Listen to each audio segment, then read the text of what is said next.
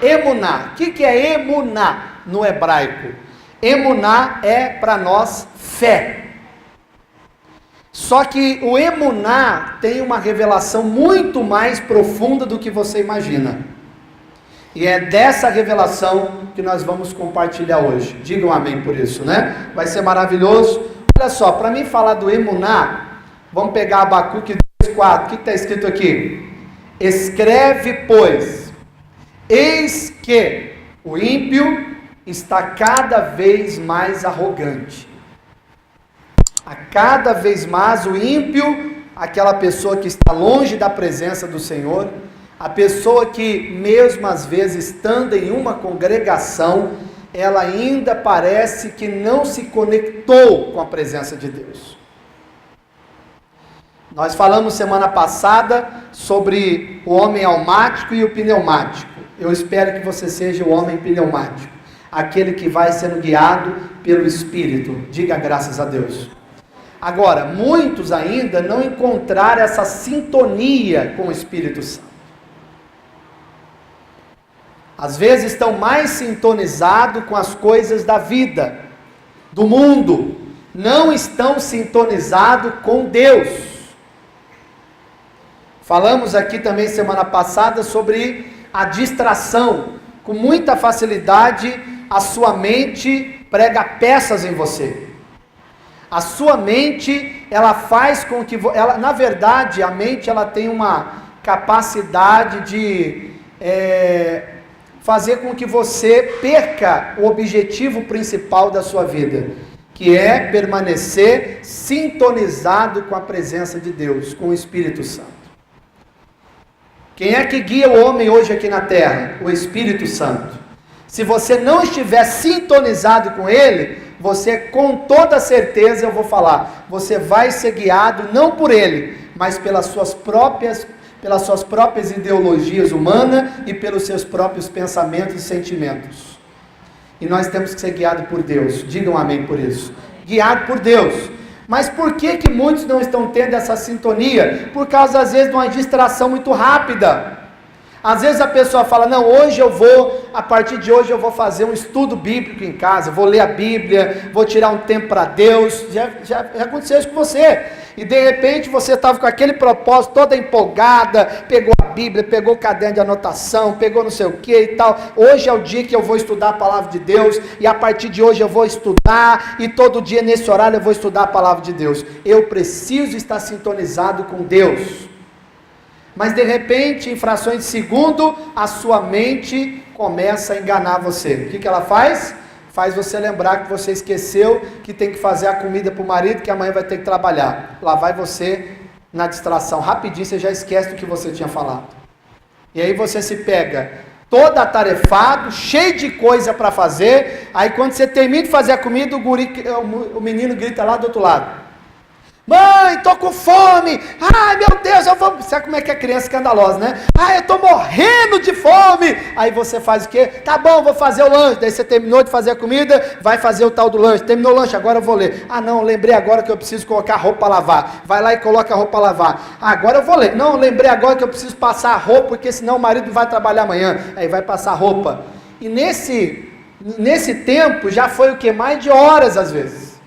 E você, mais uma vez, não conseguiu se conectar com Deus.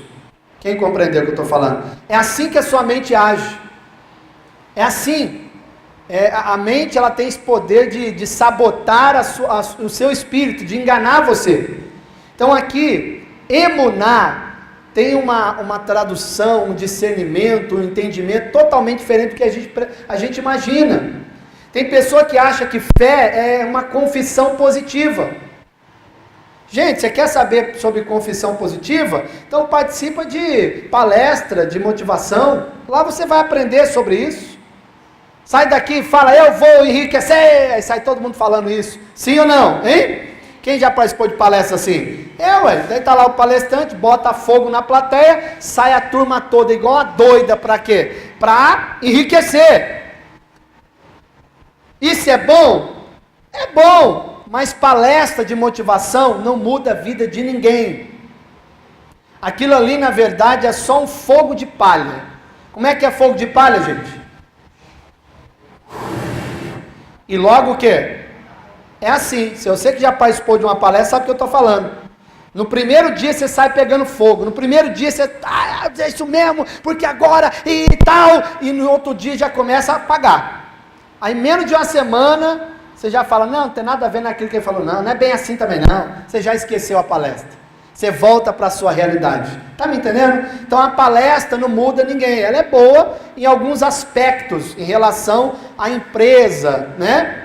Em termos de pegar ali um grupo que anda desanimado, um grupo desanimado, você sabe que é um grupo improdutivo na empresa. Então nesse sentido se aplica então uma palestra de motivação, dar uma animada naquela turma, e também um belo chá de conscientização também que vai mudar aquela equipe profissional.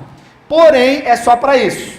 O que muda a vida de alguém é um livro de autoajuda? Sim ou não? Não! Livro de autoajuda não muda a vida de ninguém. É um homem lá, um pensador, um psicólogo, não sei quem, que escreveu um livro de autoajuda. Já fala, autoajuda. Você vai na livraria, eu que sou um faminto por livros, meu Deus, eu sou devorador de livros. Eu não posso ir no shopping, a livraria me atrai, sabe? Ela dá uma piscadinha e fala, ei, vem cá, gatinho. Aí eu já entro. Eu saio de lá com um livro e leio tudo. Só aquele que guarda livro só para falar que lê, não. Eu leio mesmo, tudinho. Leio, sou doido para ler. Aí você entra lá na livraria, o que tem lá? Tem as seções. Aí tem a seção espírita, tem a seção católica, tem a seção evangélica, tem a seção também da autoajuda. Quem já viu? Tá lá, um monte de livro de autoajuda. Esses dias eu estava comprando um livro e eu vi uma pessoa nessa seção, porque assim, na minha frente está ali a bancada de livros evangélicos. Atrás, então, estava o livro de autoajuda, entendeu? No mesmo corredor. E aí estava a mulher chorando, comprando o livro. Eu não aguentei e falei. Ela foi chorar perto de mim e eu falei, né? Ela estava lá, lendo o tal do livro, lá um título lá, Aprenda a não sofrer mais, uma coisa desse tipo. Eu falei, meu Deus, é tanto título de autoajuda. Aí eu peguei, não aguentei ela chorando, eu falei, me desculpa perguntar, dá licença, tudo bem? Ela, não está muito bem não. Eu falei, eu estou percebendo. E por que você está assim chorando, lendo um livro de autoajuda? Ela falou, é porque eu preciso de ajuda. Eu falei, tem sentido, né? Então, mas qual o motivo que você está triste? Aí ela disse, é porque eu estou passando uns problemas no meu relacionamento, casamento, e não muda, e aí junta com problema financeiro, vou usar as palavras dela, eu estou um bagaço emocional, ela falou, estou acabada, bem assim que ela falou, estou me sentindo um bagaço, acabado, sabe, eu estou muito triste. A mulher, sem perceber, foi falando, e falou coisas que eu não vou entrar em detalhe, porque imagina se ela assiste o vídeo, eu estou falando dela, e ela vai saber que é dela, né? Então ela falou um monte de coisa da vida dela mesmo, íntima, e ela pegou e falou, meu Deus, por que eu estou falando isso para você? Eu nem te conheço, estou falando da minha vida, tudo para você, não sei, tem uma coisa em você que me faz, sei lá, você é o que? Psicólogo? Eu falei, eu sou o que você quiser, mas eu sou pastor, ela, sabia, essa cara, falou bem assim, você vê olhando para mim desse jeito, é claro que eu comecei a falar, mas tem uma coisa em você, pastor, que eu não sei, que me fez falar. Falei, sabe quem é? É aquele que vai te dar ajuda verdadeira, o Espírito Santo. E ali na livraria, eu falei de Jesus para ela. Eu falei, ao invés de você comprar esse livro aí, entra no site vivagraça.com e compra os meus livros sobre graça. Você está precisando, ao invés de ficar buscando autoajuda, você está precisando da ajuda do alto. Aí você vai, busca ajuda lá do alto, pega lá, entende o que é graça, o que é o amor de Deus, aí você vai saber qual é a sua identidade, vai saber quem você é diante de Deus, e a sua vida vai ser transformada. Digam graças a Deus. Transformada. Aí você fala, quem garante? Garante que no mesmo dia que eu fui para confirmar por curiosidade que eu conversei com ela, o que eu fui fazer? Entrei no meu escritório em casa, acessei a minha plataforma lá do site para ver. Ela tinha entrado para comprar o meu livro. Falei, olha só, uma conversa, Deus trabalha na vida das pessoas. Mas então, o que é que sustenta a vida de um homem nos momentos difíceis da vida? A nossa fé. Por isso que eu digo que a fé, a nossa emuná, grave essa palavra, vamos falar muito sobre ela, não vou usar nem o termo fé, vou falar emuná. A nossa emuná é que vai nos sustentar, literalmente, nos momentos difíceis da nossa vida. Não é um amigo, não é um colega, porque você tem aquela pessoa que você conta com ela, você tem aquela pessoa que você conversa com ela, mas o que sustenta o homem é a emuná. Digam amém, pessoal. Entende o que eu estou te falando? Por que tem pessoas que quando alguém morre na família, ela entra em depressão? Falta da emuná. Entendeu agora? Está associando o que eu estou falando, né? Emuná, fé. É essa falta da emuná. É a falta dela entender o que é uma emuná. Como que isso, o que isso significa na minha vida? O que é realmente viver pela fé? O texto está dizendo, eis que o ímpio está cada vez mais o quê? Arrogante. Alguém aqui conhece alguém arrogante? Quase não tem no mundo. Quem diz que tem? Não, vocês estão doidos. Quem diz que tem? Quem conhece algum arrogante? Ei, meu irmão, talvez tu convive com um arrogante. Sabe aquela pessoa que não aceita que está errada? Sabe aquela pessoa que não aceita conselho? Sabe aquela pessoa que acha que ela é sempre a dona da verdade? Sabe aquela que não tem humildade para ouvir o conselho de um líder espiritual? É o que eu falei para vocês aqui, no áudio que eu mandei para vocês sobre a ceia, o vinho da ceia. Aqui vai ser servido apenas vinho. Eu falei que você deve ter ouvido o meu áudio, e vou falar em todas as reuniões. Você, como algum irmão, já se prontificou em falar isso. Traz o seu próprio suco de uva, se você não quiser tomar o vinho. Porque eu não posso me adaptar a ninguém. Você vai se adaptar ao propósito de Deus. Santa Ceia não é questão de religiosidade, é questão de fé. Mesmo se eu sou uma pessoa doente e o médico fala, você não pode tomar nada alcoólico, tudo bem, eu não vou tomar. Mas a Santa Ceia é a Santa Ceia. Se eu já vejo por um lado natural, que eu não posso tomar álcool, então é vinho, então eu não estou tomando com fé. Essa emuná não existe. Quem está me entendendo? Porque se você não crê que aquilo ali é consagrado, então isso não é fé. Aí você vai beber aquilo como se fosse um vinho natural. E é claro que vai fazer mal. Mas se você bebe aquilo com fé, aquilo é santo. Diga a glória a Deus. O apóstolo Pedro, ele teve uma visão. E ele era muito ligado às leis. E então ele era aquele tipo de pessoa ainda legalista, dizia, não, tem coisas que eu não posso fazer, eu não vou fazer e tal. E o apóstolo Paulo dizia, para com isso, é fanatismo, é religiosidade, estamos sobre a graça. Ele, não é bem assim não. Tem animal que de acordo com as leis não podem comer. Por exemplo, um dele é o porco. Quem gosta de carne de porco aqui? Você come a carne de porco? Então você está contaminado. De acordo com o apóstolo Pedro. Só que depois ele mudou de ideia, né? Por que ele mudou? Porque ele estava no terraço, Deus abriu a visão dele, preste atenção, Deus abriu a visão dele, e o que ele viu? Ele viu um manto descendo do céu, e esse manto cobria todos os homens, aleluia, esse manto é a graça que cobre todos os homens, diga graças a Deus, amém ou não? Quem acredita nisso? Ele entendeu isso. E na hora que ele viu o manto descendo sobre os homens, e ele parou aquele manto, então ele ouviu a voz do Senhor dizendo, eis, olha ali, ele olhou e tinha alguns animais que a lei fala que é impuro.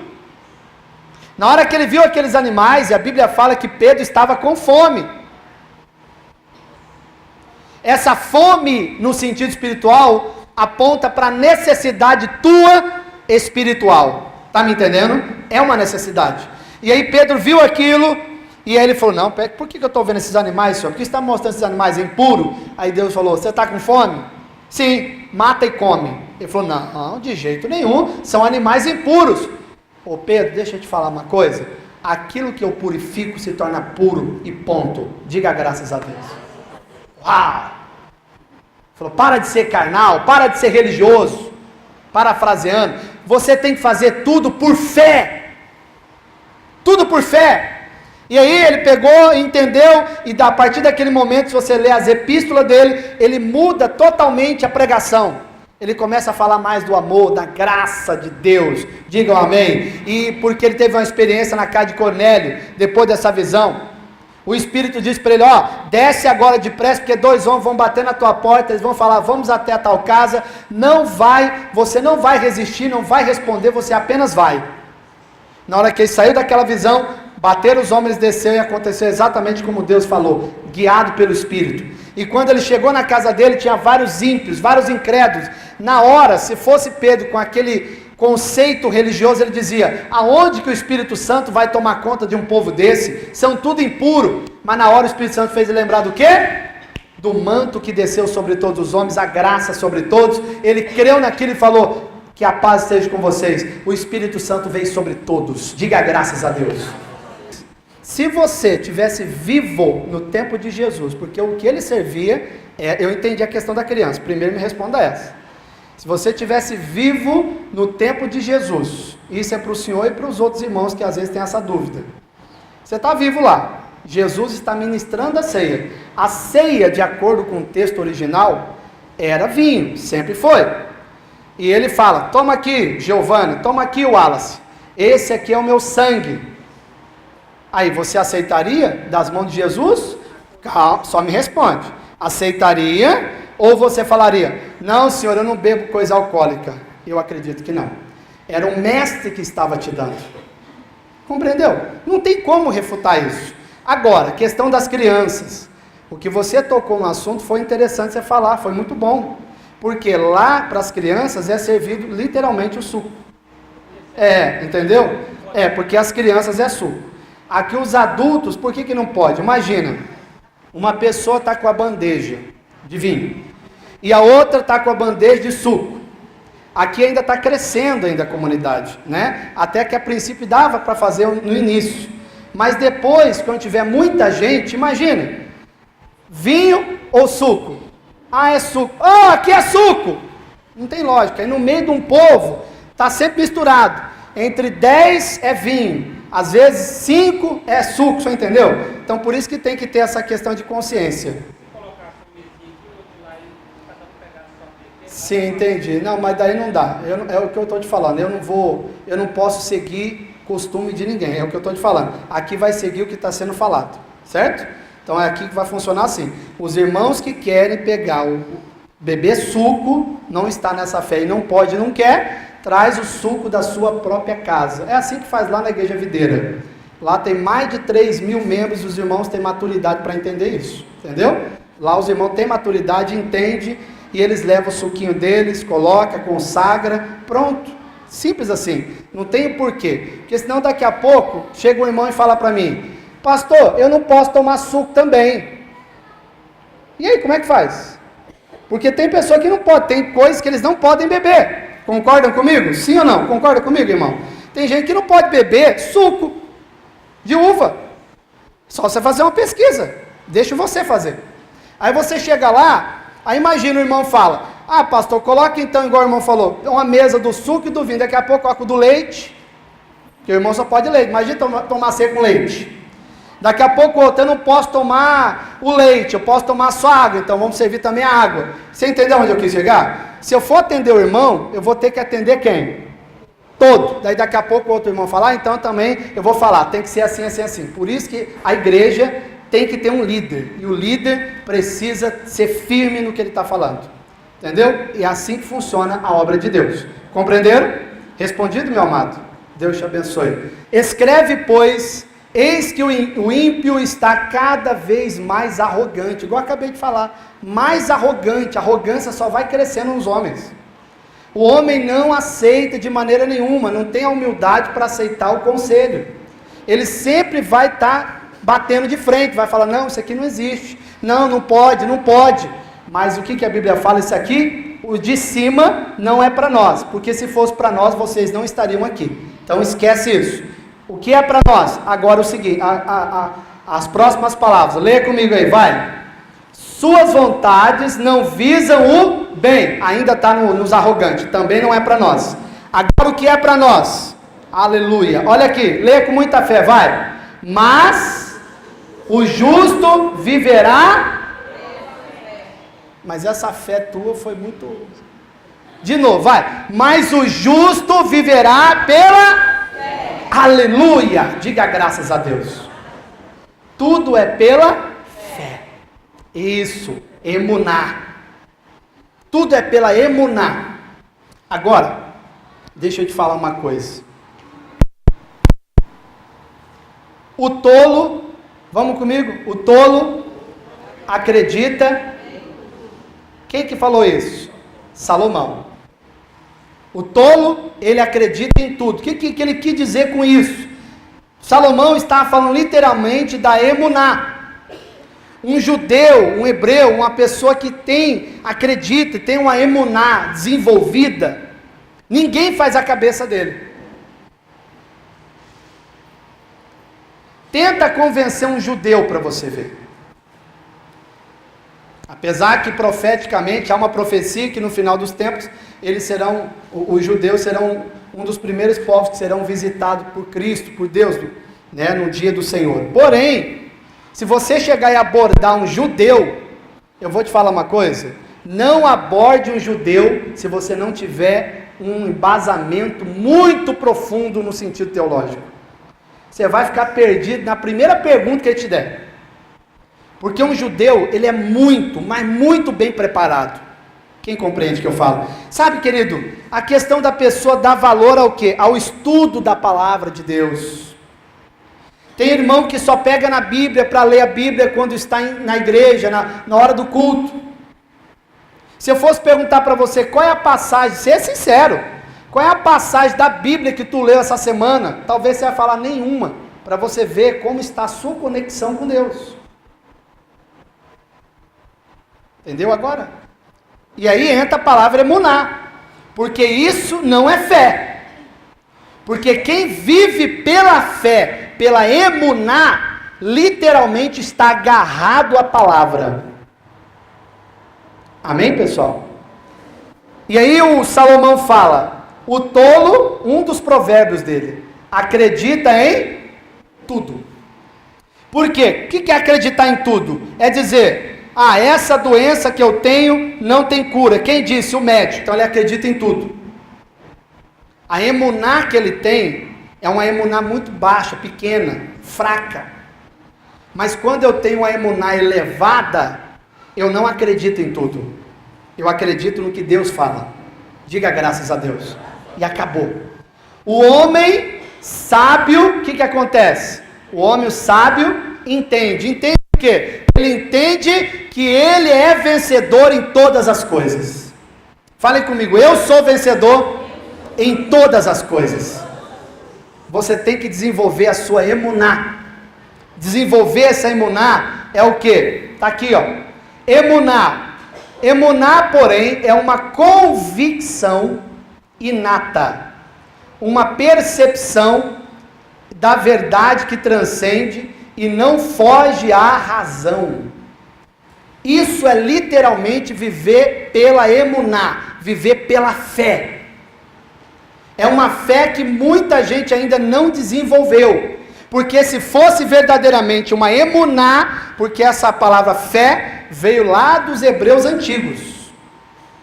E é muito bom eu falar para vocês aqui, para vocês também ajudar no entendimento da palavra, questão do emuná, porque você viu que a emuná está inserido lá na palavra de Abacuque, quando ele fala, viverá pela fé. Só que quem estava falando lá era um judeu, pela emuná.